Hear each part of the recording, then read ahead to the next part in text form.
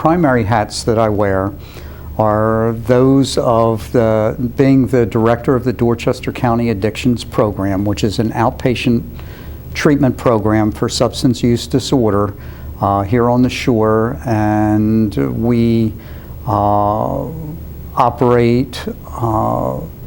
both for adolescents and adults, seeing a huge increase in heroin recently.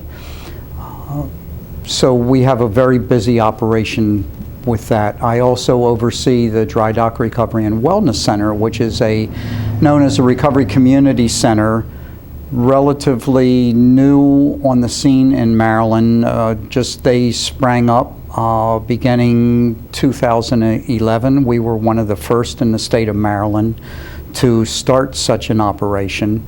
We've had similar kind of programs on the mental health side with wellness and recovery centers, but addictions recovery community centers are new to Maryland, and so we got some funding through the state and started Dry Dock Recovery and Wellness Center in 2011. So that's been very active in providing recovery support services for folks. It's not treatment, we don't charge anything, and so we're there just to do whatever we can to help support people in their recovery efforts. I also have begun working as a consultant with the National Council on Alcoholism and Drug Dependence, the Maryland chapter, coordinating their recovery leadership program. So we're working to both connect the dots of the recovery-related entities around the state, as well as assist in offering them new language and ways that they can advocate to reduce the stigma that's out there, and to help see that recovery needs are better met across the state.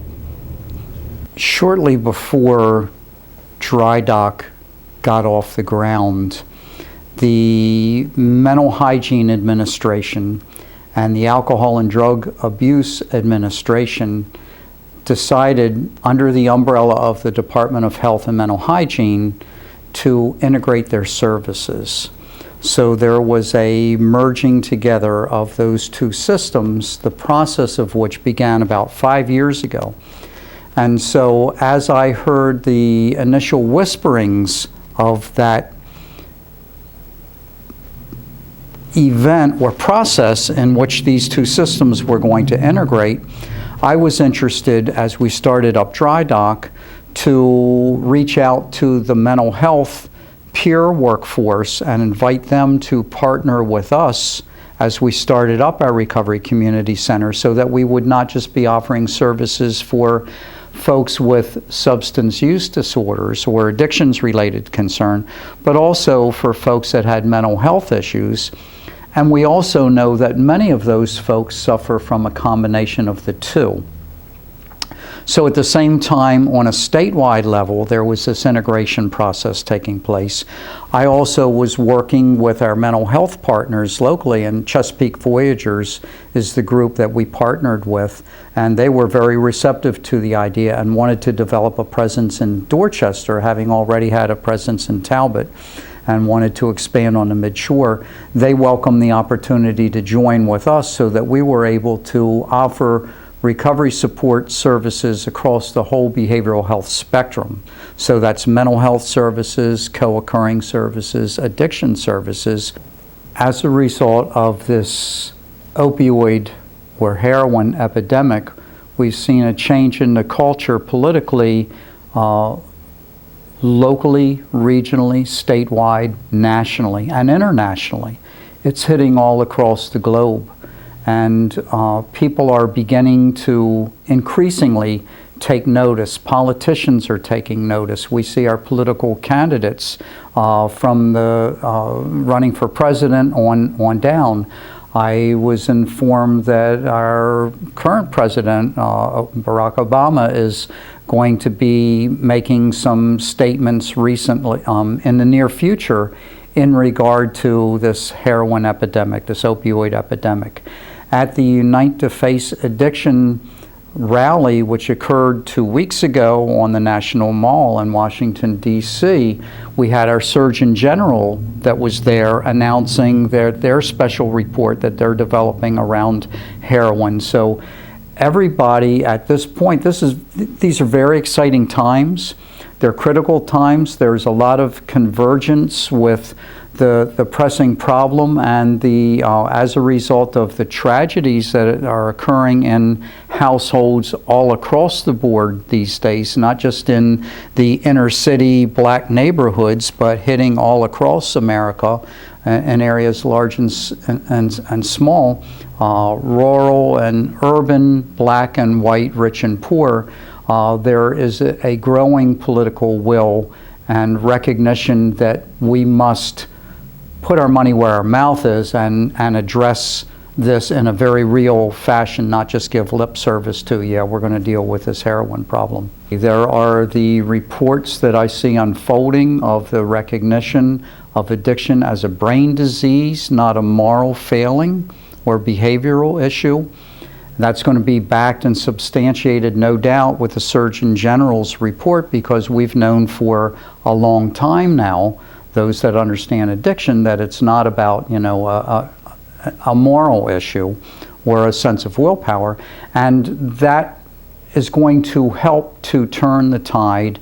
It's going to help to further move the needle forward in terms of public awareness that addiction is something that can happen to anyone, and we see it happening, again, all across the spectrum. And with the new information that is getting public attention, combined with events such as this rally that was held in Washington, D.C., with the tens of thousands of people that stood out in acknowledgement of being in recovery and speaking for the 23 million or so people that are in long-term recovery, we know that these efforts are going to work in a positive fashion to help reduce the stigma that's out there. And knowing that stigma is one of the primary barriers for people accessing needed treatment services. We know that only about 10% of those that qualify for addictions treatment services receive those services. Yes, we are. It would seem in some ways that we're going backwards, and especially with this heroin epidemic. However, many folks in the addictions treatment world have learned to capitalize on calamity and tragedy. And that's what I see us doing, that it truly is tragic with so many lives that are lost, which is just the first blush. And then beyond that, the family members and the devastated lives for those that have lost loved ones due to addiction, the cost to our society, and the ripple effects just go on and on. And so this heroin epidemic, this opioid epidemic has been huge, but we are capitalizing on this as an epidemic. And if this were occurring in any other way within our society, with the huge number of deaths and the costs involved, there would have been such a tremendous uproar that we would have thrown all our resources into it. Well, we're finally getting on board with that. We are, as we said with this Unite to Face Addiction, silent no more.